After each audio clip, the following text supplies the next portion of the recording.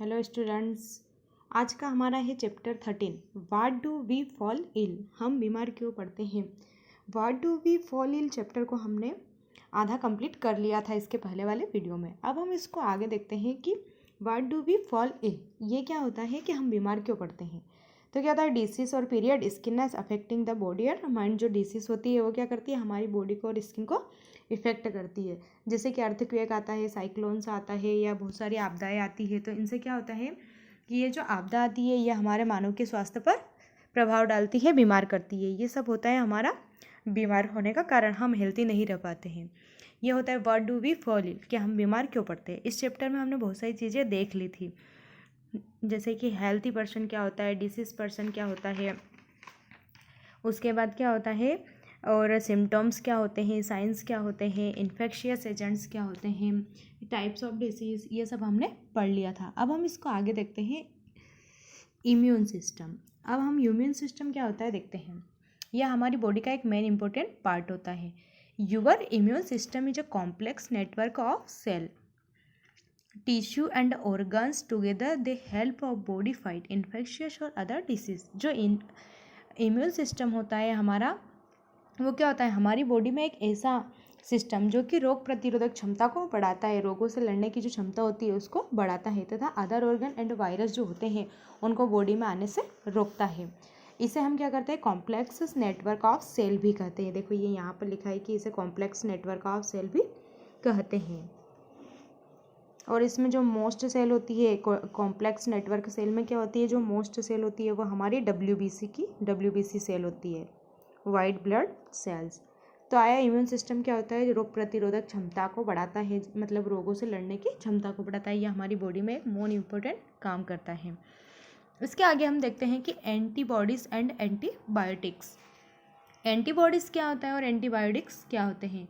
Antibodies an antibody is a protein produced by the body immune system when it detects a harmful substance called antigens. Example of antigens include microorganisms, bacteria, fungi, parasites, virus and chemicals. क्या होता है जो antibodies होती है ऐसी cell जो कि micro organism से फाइट कर पाए, इसे हम बोलते हैं एंटीबॉडी। और यह जो एंटीबॉडी होती है ये प्रोटीन प्रोड्यूस करती है हार्मफुल ऑर्गेनिज्म से लड़ने के लिए। मतलब जो एंटीबॉडी होती है वह एक ऐसा प्रोटीन प्रोड्यूस करता है जो हार्मफुल ऑर्गेनिज्म हमारी बॉडी के अंदर जाता है उनसे लड़ने की क्षमता प्रदान करती है, और यह एंटीजेंस को डिटेक्ट करने का काम भी करती है। अब यहाँ पर एंटीजन के एग्जाम्पल दे रखे जैसे कि micro organism, bacteria, fungi, parasites, ये सब क्या है हमारे एंटीजेंस। अब इसको आगे देखते हैं हम एंटीबायोटिक्स। एंटीबायोटिक्स नाम तो आप सभी ने ही सुना होगा कि जैसे मेडिसिन्स में भी हम एंटीबायोटिक्स का नाम लेते हैं। अब एंटीबायोटिक्स क्या होता है। Antibiotics are medicine that treat infectious by killing bacteria then don't work on virus like the flu। Antibiotics क्या होता है। एंटीबायोटिक्स एक मेडिसिन्स होती है जो कि इन्फेक्शियस या फिर बैक्टीरिया को किल करने के लिए ली जाती है। यदि हमारी बॉडी में कोई एंटीजेंस नहीं होता है तो क्या करते हैं हम एंटीबायोटिक का यूज़ करते हैं। जैसे कि हमारी बॉडी में एंटीजेंस हमारी बॉडी के अंदर खुद डेवलप होते हैं, और जो एंटीबायोटिक होती है इसको हम ऊपर से लेते हैं, एक टेबलेट के फॉर्म में ली जाती है। तो कभी कभी हमारी बॉडी में क्या होता है एंटीजेंस नहीं होता है, तो उस टाइम में क्या होता है उन बैक्टीरिया से को किल करने के लिए हम एंटीबायोटिक का यूज़ करते हैं। एंटीबायोटिक में हमें हमारी बॉडी में आर्टिफिशियल केमिकल जैसे टेबलेट के फॉर्म में बॉडी में डालनी पड़ती है। दवाइयाँ सारी एंटीबायोटिक होती है, जितने भी हमारी मेडिसिन्स होती है ये सब क्या होती है एंटीबायोटिक्स होती हैं। तो क्या करते हैं बैक्टीरिया को किल करने का एक तरीका क्या होता है एंटीबायोटिक्स, मतलब मेडिसिन्स के द्वारा भी हम बैक्टीरिया को किल कर सकते हैं अगर एंटीजेंस नहीं होते हैं तो। इसके आगे देखते हैं हम दूसरा एग्जाम्पल क्या हो सकता है इसका बैक्टीरिया को किल करने का। वैक्सीनेशन। वैक्सीनेशन नाम तो सभी ने सुना होगा कि टीका लगाना। जब हम छोटे थे सब हम सभी को टीके लगते हैं।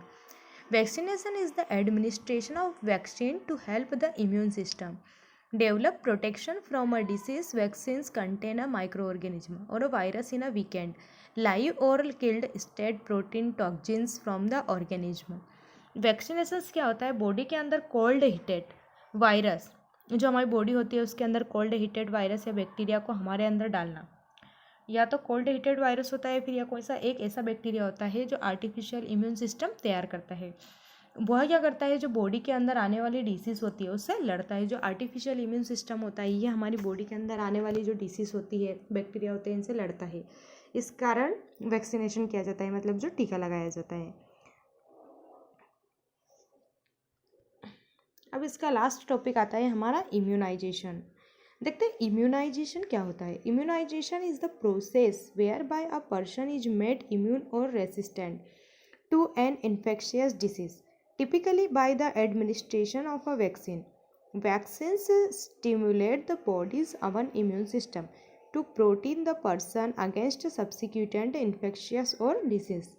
अब इम्यूनाइजेशन क्या होता है हमारा, इम्यूनिटी, इम्यूनाइजेशन क्या होता है, इम्यूनाइजेशन मीन्स इम्यूनिटी को इंक्रीज करना। हमारी जो इम्यूनिटी होती है उसको हम क्या करते हैं, इंक्रीज करते हैं, बढ़ाते हैं। ऐसे टेबलेट देना जिसके द्वारा जो बॉडी होती है उसकी इम्यूनिटी इंक्रीज हो जाए, तो उसको हम बोलते हैं इम्यूनाइजेशन। इसमें क्या होता है, वायरस एंड बैक्टीरिया के द्वारा, इसमें क्या होता है, वायरस या बैक्टीरिया के द्वारा नहीं बल्कि टेबलेट के द्वारा इम्यूनिटी को बढ़ाया जाता है। इम्यूनाइजेशन का मीन्स टेबलेट के द्वारा इम्यूनिटी को बढ़ाना, इम्यूनिटी को इंक्रीज करना। इस प्रकार की जो प्रोसेस होती है उसको हम बोलते हैं इम्यूनाइजेशन। यहाँ डायग्राम में भी दे रखा है कि देखो, वैक्सीन या फिर किसी भी मेडिसिन के द्वारा हमारी बॉडी की इम्यूनिटी को बढ़ाते हैं। ये यहाँ पर देखो, ये क्या करते हैं, दवाई पिला रहे हैं। दवाई पिलाने से क्या होता है, जो बॉडी की इम्यूनिटी होती है वो इंक्रीज हो जाएगी। इस प्रकार इम्यूनाइजेशन के द्वारा भी हम बैक्टीरिया को किल कर सकते हैं या फिर किसी भी डिसीज से लड़ सकते हैं। आज का हमारा जो चैप्टर था वो यहीं पर कंप्लीट होता है। इस चैप्टर की जो थ्योरी है वो बहुत बड़ी है, इसलिए हमने इसको वेरी शॉर्ट में समझा। अब आप इसके चैप्टर के नोट्स कंप्लीट करें और उन्हें लर्न करें। Thank you so much.